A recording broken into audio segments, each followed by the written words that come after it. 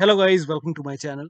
Today in this video I'm going to show you how to fix blue screen error, that is video DXGKRNL fatal error. So if you're receiving this error message on your computer, then please follow the steps shown in this video. Now the first step is to try to launch other game and application. So suppose you're receiving this blue screen error on launching particular game or application.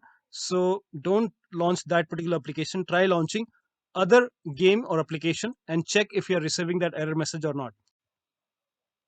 Now, if you're not receiving this error message when you launch another application or games, in that case, you can go ahead and uninstall the game or application which is giving you this error message and then reinstall that particular game or application and then check.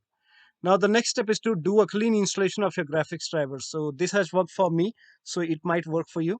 So if you have NVIDIA card, go to NVIDIA website. If you have AMD card, go to AMD website.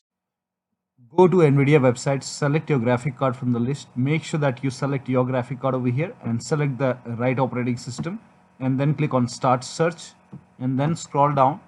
This is the latest driver. Click on Get Download and then click on Download Now. Now once the download is complete, run this exe file. Now you will see this screen. Click on Agree and Continue and then put a check on the box which says Custom and then click on Next. And then put a check on the box which says perform a clean installation, then click on next. And after the clean installation, restart your computer. Now make sure your Windows is updated to the latest version. For this, go to the Start menu, then click on Settings. Go to Windows Update or Update and Security and then click on Check for Update. And once all the updates are installed, restart your computer and then check.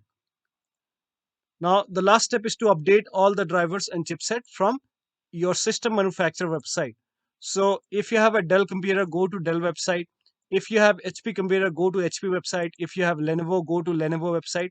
So go to your system manufacturer website, select your model number, and then go to drivers and download, and then check for update.